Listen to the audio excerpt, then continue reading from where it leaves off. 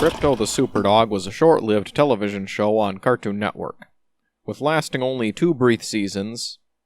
As I recall, and being in elementary school, this was one of the shows that seemed to be one of the few students that watched. But one episode stands out. I've always enjoyed programs that feature anthropomorphic animals or talking animals, so naturally this was a good fit for me. I remember my mother programming the VCR to record episodes off the air to watch later. So, what was so special about the episode My Pet Boy over all the other episodes? Well, this episode hit a few key points for me. First, it involved talking dogs. Next, it involved a human child becoming the pet of a dog. And, finally, it involves a giant race of intelligent dogs, which is interesting in itself. So, this episode starts out with your usual filler, a lion complaining about a bad hair day, the usual episodes. Kevin and Krypto are flying around, and Krypto makes a statement that he needs to take it easy. This is just the setup for the moral of the episode, which is kind of cheesy. Krypto gets distracted by a cheetah cub stuck in a tree, and drops Kevin off in the middle of the savannah. This feels kind of contrived to separate them, and this part honestly is pretty boring to me.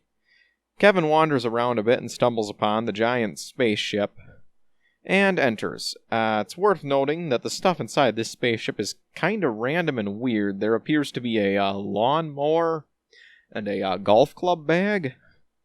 Anyways, Kevin hears stomping, complete with screen shake, and assumes it's elephants. Okay, so you're inside a ship clearly meant for giants, and you think elephants and not the giant aliens? Okay, so now the excitement really begins.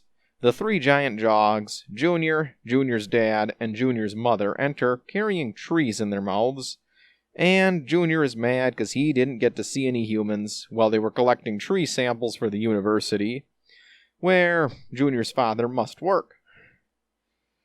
For many of us, that would be the highlight of the day, to not see anyone, but not for Junior. And apparently the tree samples will die if they don't get back to the university in time, so they can't go looking for humans to view, which is just as well, since we wouldn't want a war with a planet full of giant dogs. Dad explains that the humans are not that interesting and electricity's not a great source of energy. No elaboration there, it is a kid's show after all. And here we get one of the only lines his mother says of how primitive. The 3 dogs hop into their seats. Dad starts up the car, or I guess the ship, and I guess we'll have to keep referring to them as Mom and Dad, though as a child I did write some unusual fan fiction that has not survived about this episode. So now we get Dad saying the Milky Way is pretty clear and we should be home by lunch. And I have to wonder with the anthropomorphism with this episode. Sometimes the dogs interact with things with their mouths like a normal dog, and other times they use their paws as hands. Sometimes they sit like normal dogs, and they walk like normal dogs, but they also sit in this ship as if they were more anthropomorphic, like myself as Dr. WolfPoint here. Also, clothing is a little unusual. Why does Junior wear a shirt, but his dad only wears a bow tie and glasses, and his mother only wears a necklace and an apron? How do they cook if the apron is covering that part of the body? Does she put her paws up on the counter? We never see a kitchen, so we'll never understand. This family kind of has a very 1950s United States look to them, especially with the voice presented by Junior's father. We do get to see inside one room in Junior's home, which is the living room, where pillows set up like dog beds are used. I guess the furniture for the dogs would be a pillow, and a large television set, and this is where the early 2000s really show. The TV looks like the rear projection television sets of the era. And then we see a doorknob, which raises even more questions on how these dogs interact at the planet. Junior yanks Kevin on a leash through the back door, and we get another question. comes up. What kind of pet stores are there? Because we see a harness that's clearly designed for Junior's pet human in the episode, which begs even more questions.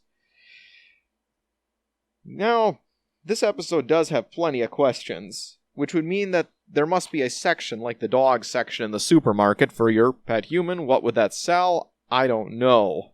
Like couches or desks or dollhouse type furniture for the people? Anyways, Junior's dad does state that humans are pets, and a leash is purchased, as shown in the ship. Kevin also is given the name Spot by Junior, which is a little unusual. You'd think they'd have some other name for their pet humans, but that's interesting. This part of the episode is really interesting and could have been better, I think. The concept is really cool and hasn't really been discussed much outside. Perhaps Kevin could have met other humans that have been on Canis Magnus for multiple generations and only know life as being pets. Would have made for a much more interesting episode, but it is a children's show, we have to remember, and they only have 11 minutes to work with. An interesting concept is presented here, but sadly not much is done with it. Personally, I think this would have been better as like a made-for-TV movie. Either way, concept is quite fascinating, and I would love to see a further exploration of this concept of role reversal in this situation. Anyways, thank you for attending this lecture. For those who are watching online, thanks for watching, and don't forget to like and subscribe, ring the bell icon, and all that stuff you've heard a million times on YouTube for more WolfPoint content. Thank you.